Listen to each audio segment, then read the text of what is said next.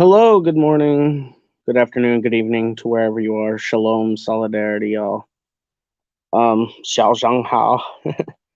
I've started early because I had some unforeseen business I have to take care of this afternoon, and I need to prepare. So that's why I've started early. And for those watching later, thank you, welcome. So we are going to talk about where exactly the tensions between China and India come from. I know that many people know about the modern tensions and the recent border skirmishes that have gone on between the Chinese military and the Indian military. But where does this come from? Where does this border dispute come from? Well, I mean, simply put, it's a product of the Cold War, and not the way that you expect either. Um, So, what led up to the war? There was actually a short war between China and India in 1962 over this particular border crossing or this border area. And these disputed areas still exist to this day. Now, where does this come from? Well, it comes from a lot of imperialist line drawing, as per usual, during the Qing dynasty and the colonial period of the Indian subcontinent, South Asia. Um, there were agreements between, the colonial forces and the local powers about certain lines, like the McMahon line. And this has sort of been the international line that is meant to be followed. Well, India, Solidarity FVK, everyone go check out the Crimson Flag podcast. Amazing. He's one of the hosts. Um so this McMahon line was drawn up by imperialists, but this was generally the line between the autonomous or line between the Qing dynasty uh in the Tibet region and the Indian subcontinent, now today India, the state. Now, why did India decide to assert their claims and start putting their soldiers north of the international line of control, like what's seen internationally as the line of control? Well, as we know, in 1949, the PRC was established and completely sovereign by 1950, and they had gone into Tibet and overthrew the theocratic monarchy of the Dalai family and um, exiled them. Well, India just had its independence, and they took in the government of Nehru, the Gandhi Nehru family of the Indian National Congress took in the Dalai family and the aristocracy of Tibet that was thrown out by the communists. And so, because they did that as a political move to assert, their geopolitical claims there, saying, "Look, they aggress on our border, they take people's land. Look, we have them." Until this day, India is harboring the uh, slave-owning family of the Dalai Lama and the aristocracy. But not only that, there was an uprising in the mid 50s in Tibet by some of these uh, uh, by rogue elements of these Buddhist monarchist rebels, and the uprising was crushed by local communist forces, aka Tibetan communist forces, and this went against India's policy of wanting to have the Dalai family at power in Tibet. And this really goes to show that India after its freedom from the direct sovereignty of the British Crown, that the INC still was a puppet of imperialism, and India is still very much abused by neocolonialism in that way. But there's also another factor. In 1956, we all know that the secret speech happened, denouncing Stalin and everything, and that rubbed the Chinese the wrong way. They really they thought Stalin was great. They thought this was very odd. Whenever Khrushchev said, "We're not exporting the revolution anymore. We're not going to support these. Lay down your arms." That's what he said. And the Chinese were like, "No, we're going to keep fighting. We're going to keep trying to export the revolution." And by 1963, we know there was the Sino-Soviet split, sort of based on these factors. But in 1962 and before that, that's when this Indian tension rose up. But the Soviet Union was directly allied to the Indian National Congress, the Nehru-Gandhi family. Geopolitically, India was very much attached to the Soviet Union during the Cold War geopolitically. And this tension was rising. And,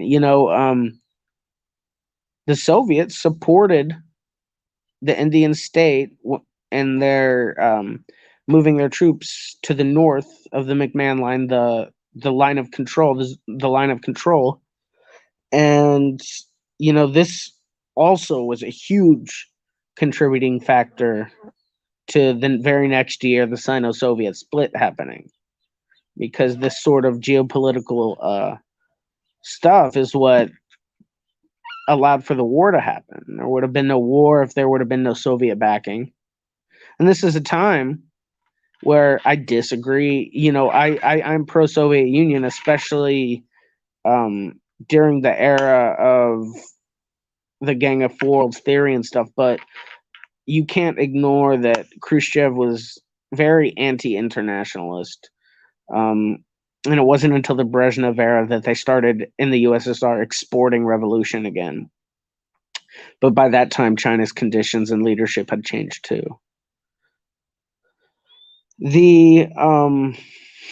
So in 1962, there was an incident in late 1962 in October. There was an incident where there was a skirmish between two border patrols. The Indian Army had gone north of the zone of control, and it isn't very clear who fired first. So I'm not going to make any claims. There's claims on both sides. But what did happen, there was a skirmish, and this led to a full mobilization. Zhou Enlai was the premier at this time and pretty much the face of the international community of China. And Zhou Enlai had, he was known as like a hard ass, like not someone that would back down. And he said to India, like, okay, you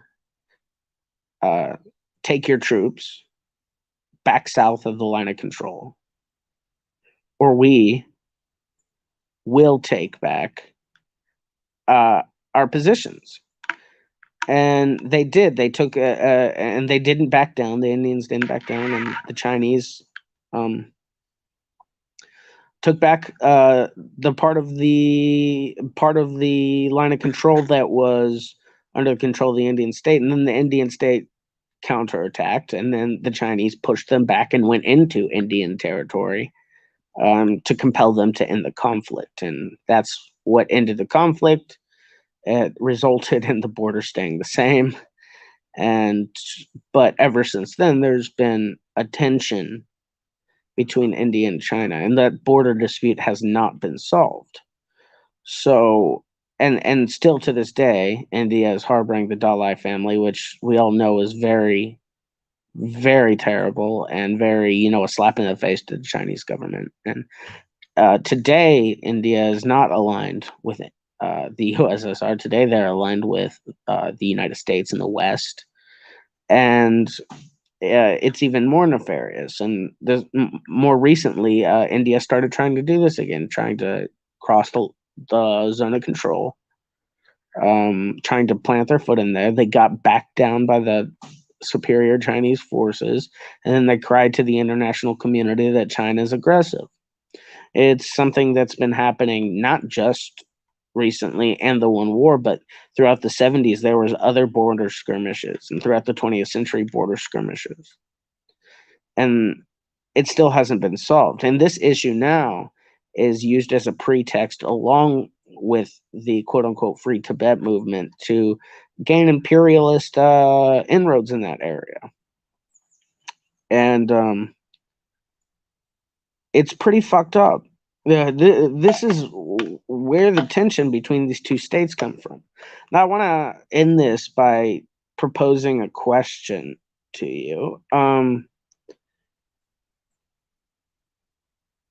If India and China both decided to shrug off imperialism like China did, like if India decided to shrug it off and allied with China in unity and cooperation, those are two of the most populated countries in the world. Imagine India having the same level of development as China based on shrugging off, international capitalism, overthrowing the landed aristocracy, all of this stuff.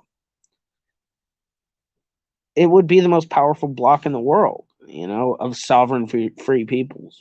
So this is why India is such an important jewel to this day for the imperialists. It's their geopolitical trump card in that region, because if India becomes a sovereign socialist state, then it's over, It's over for imperialism, it's over for capitalism.